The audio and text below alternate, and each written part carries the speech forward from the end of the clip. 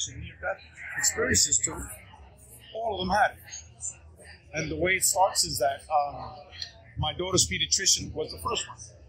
Okay? My daughter had a low-grade fever for 2 days. For whatever reason, my wife couldn't take her. So 3 years later, here I am bringing my daughter for the first time to see this medical doctor, who I didn't even know. Immediately, the doctor says, look, your daughter doesn't have an infection. Her throat is clear, her ears are clear. She has no temperature. She's normal. That's the good news, you know?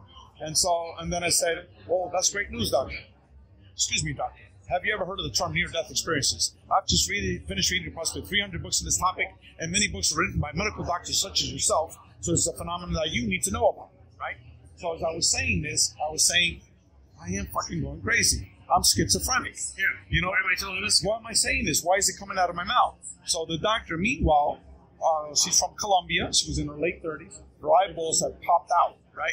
And I was like, holy shit, this doctor now thinks I'm crazy, you know? So I said, this is all in Spanish, the conversation. So I said, excuse me, doctor.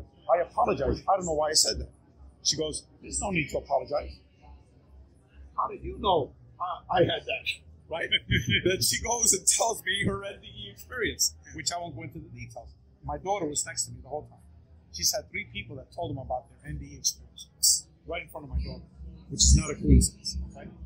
Then the next day at church, my wife knew this Mexican lady. She's from Mexico.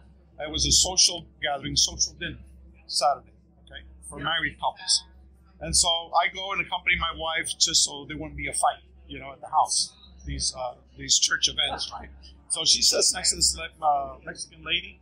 Her husband, she introduced me to her husband. Her husband is Cuban American, like I am. So he works in a local hospital as a radiology technician. His name is Max, right? Excuse me, Max. Have you ever heard the term near-death experiences? I've just finished reading, you know, the same verbatim, and in my head, I am going crazy, you know? Why am I saying this? Why did this come out, you know? And I was like so upset because I diagnosed myself as crazy now, you know? And Max's eyeballs pop out. And I said, holy shit, now he thinks I'm crazy too. I said, Max, I'm sorry, man. I apologize. I don't know why I said that. And he looks at me and goes, Ray, I've never told this to anyone. But a year ago, my mother died in my arms. And when she was recovered in the hospital, she told me that she was floating out of her body, okay? That he was giving her CPR. He was on top of her. He was crying on top of her. And she said, you told me this, you told me that, you told me that. And then comes flying through the door with this big fat black guy, like an ex-football player, 300 pounds, followed by a blonde woman with a blonde short ponytail. No, long ponytail, okay? Dressed in, I forgot the color. But Mom, how do you know that? Those are the paramedics. Okay? I already told you. I was out of my body, okay? And I saw all of this, all right? Then she was taken to the spirit world. So Max was telling me all of this, right? And so I was like, I still didn't associate it with the 4 months of me going crazy, reading those books on NDEs. Remember, this is 3 days in a row. The very first 3 people. What are the statistical probabilities of the very first 3 people you ever mentioned NDEs to? All of them had it. Okay? It's like, it's totally impossible. Well then, on Sundays, I always visit my parents. I said, I got to tell this to my father. Okay? The world's biggest atheist. All right? Very sick, bedridden. So I go and I tell my mother, I say, come on, Mom, let's get him dressed. I need to have something very important to tell him, to tell both of you, right? So we got him dressed. We walked him outside to the patio. So I started telling him what happened on Friday, what happened on Saturday. That happened to me. What? Okay? Then he starts telling me the story. 15 years earlier, he had open heart surgery for a quadruple heart bypass. He floated out of his body. He saw his body underneath. All the doctors working on him, all the nurses. Okay? And then all of a sudden he said he was sucked by a vacuum cleaner. Then he went to a tunnel, going 1,000 miles an hour in the tunnel. He saw light. The light got bigger. All of a sudden he entered the light. Then all of a sudden the light dissipated. And there was his father, his mother, and his brother in spirit form. Then they interacted with each other. And they introduced him to what he says was God. The way he described God was a physical humanoid type of being, but he couldn't see the details because it was pure radiant energy all around him.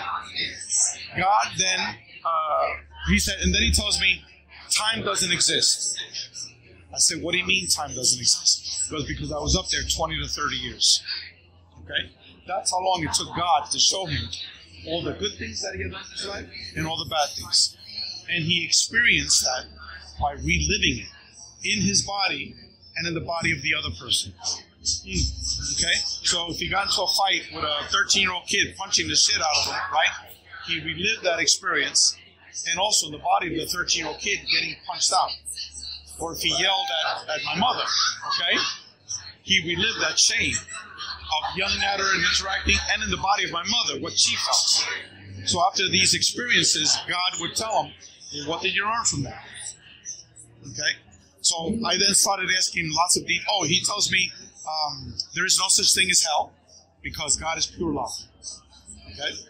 Then he says, we're here to educate ourselves and to learn how to love. This is my father. Yeah. My father was like Archie Bunker. Okay? Like Archie Bunker. Goddamn this, fuck this shit. You know, yelling and screaming all the time, arguing with everybody, immense temper. And then after his surgery, all he would do was just stare in front of the TV like to glaze out into no man's land for hours and hours and hours. We all thought that he was physically ill, but he wasn't, because when you would talk to him, you would have a normal conversation with him, except he didn't want to talk much. He would just be quiet all the time. Now, after that, I know that he was probably reflecting on these things. Because remember, he had been gone for 20 to 30 years when he came back to my mother. Okay. So he didn't want to talk anymore. So I told my mother, I said, Mom, is this real? Did he ever tell you this? And she said, we only talked about it once when he was waking up from surgery. And he was like, I got to tell you something. Go back to sleep. I got to tell you something. Go back. I got to tell you something. And so finally he listened to it because he had come back from 20 years or 30 years. He was away for 20 years. So he was crazy to tell my mother what happened. Okay? So then she said the same story he told you, he told me. Then I said, go back to sleep. Go back to sleep. After that, he never spoke about it. She never asked. Because she assumed it was a dream. Okay?